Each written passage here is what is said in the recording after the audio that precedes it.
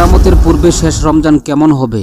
হাদিস শরীফে বর্ণিত রয়েছে যে রমজানের মধ্যে আকাশ থেকে একটি বিকট শব্দ শোনা যাবে। এটা কিসের শব্দ হবে এবং সেই রমজানের পরেই কি কিয়ামত আসবে? তাহলে সেই রমজানের আলামত কি হবে?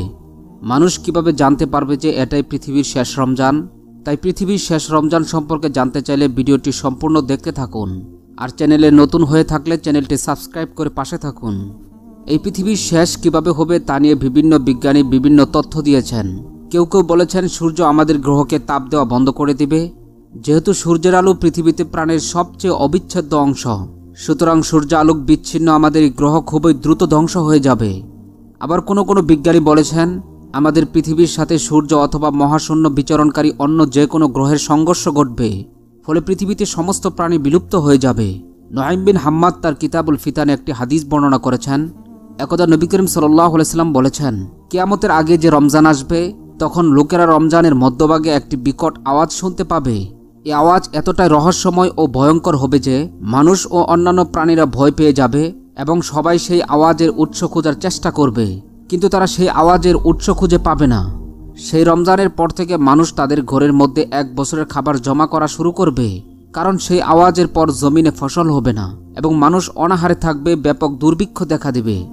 সুবহানাল্লাহ। সুপ্রিয় দর্শক, কিয়ামতের শেষ রমজানের আগে সমাজে যে সমস্ত আলামতগুলো বিরাজমান থাকবে: 1. নিঃস্ব এবং নগ্ন পায়ের রাখালেরা উঁচু উঁচু বিল্ডিং নির্মাণের প্রতিযোগিতা করবে। দাসী তার মনিবকে জন্ম দিবে, যা আমরা বর্তমানে প্রত্যক্ষভাবে তা দেখতে পাচ্ছি। 2. জিনা ব্যাপক পরিমাণ বেড়ে যাবে। এই জিনা কিছু মুসলিম দেশসহ বিশ্বের অনেক দেশগুলোতে চীনা ভাইরাস করোনার মতো ছড়িয়ে পড়ছে। আস্তাগফিরুল্লাহ। আমার প্রিয় ভাই ও বোনেরা, আমাদের অবশ্যই এই জেনা নামক ভাইরাস থেকে নিজেদেরকে রক্ষা করতে হবে। আল্লাহ আমাদের এই পাপ থেকে রক্ষা করুন এবং আমাদের ক্ষমা করুন। 3. সময়ের বরকত চলে যাবে। সময় অনেক দ্রুত অতিক্রান্ত করবে। এখন আপনি অনুভব করতে পারবেন যে আমাদের চারপাশের সবাই অভিযোগ করছে যে সময় কিভাবে দ্রুত চলে যায়। মনে হবে একটা বছর পার হচ্ছে 1 মাসের মতো, একটা মাস 1 সপ্তাহের মধ্যে চলে যায়, 1 সপ্তাহ যেন 1 দিনের মতো এবং একটি দিন 1টি ঘন্টার মতো কেটে যাচ্ছে। 4. সমাজে ব্যাপক হারে সুদ প্রথা বেড়ে যাবে। যে সুদ থেকে বিরত থাকবে তার নাকের ডগায় সুদের ধুলাবালি হলেও লাগবে।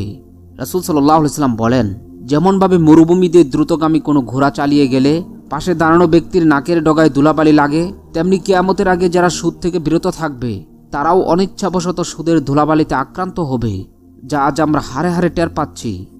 5. গান বাজনা বাদ্যযন্ত্র ব্যাপক হারে বৃদ্ধি পাবে।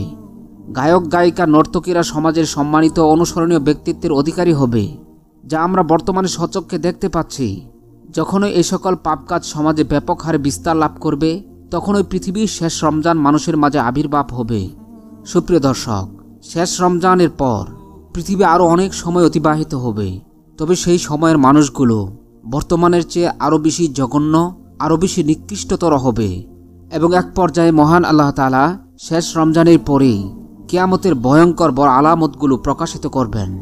এরপর মহাবিশ্বে মহাপ্রলয়ঙ্কারী কিয়ামত সংঘটিত হবে। সুবহানাল্লাহ।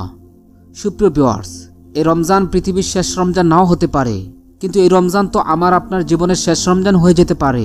একটি রমজান যেমন পৃথিবীর শেষ রমজান হবে, তেমনি একটি রমজানও আমাদের জীবনের শেষ রমজান হয়ে যাবে। তাই আমাদের উচিত পরকালের জন্য নিজেদের প্রস্তুত রাখা, সেই দিনের জন্য বেশি বেশি নেক আমল করা, কেননা কিয়ামত বা আমাদের মৃত্যু খুবই দ্রুত আসন্ন। সুতরাং সেই মহান রব, যিনি ছাড়া আর কোনো মাবুদ নেই, তিনি অবশ্যই কিয়ামতের দিনে আমাদের সবাইকে একত্রিত করবেন, এ ব্যাপারে কোনো সন্দেহ নেই। আর আল্লাহর চেয়ে অধিক সত্যবাদী আর কে রয়েছে? ওমান আসদাকু মিনাল্লাহি কিলা। হে আল্লাহ, আপনি আমাদের ক্ষমা করুন এবং বিচার দিনে আমাদের বিচার কার্য সহজ করুন। আল্লাহ তাআলা আমাদের সকলকে পরিপূর্ণ সুস্থতার সহিত পবিত্র মাহে রমজান অতিবাহিত করার তৌফিক দান করুন। আমিন।